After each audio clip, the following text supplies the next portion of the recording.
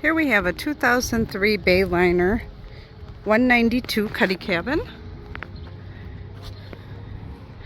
It does come with the trailer, but the trailer does not have a title, so see me on how to get one of those. It's got a Mercruiser 3.0.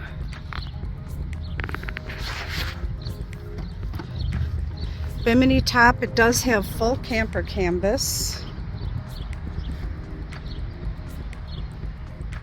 Does not have an hour meter. Has a Lowrance Elite on the dash.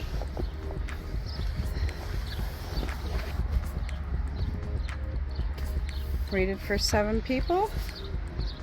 Walk through windshield. If you want to go up on the deck there. Cabin, porta potty. It's got a filler cushion there if you want to fill it all in and stay the weekend on the water. Stereo. We do offer financing. Come check this one out.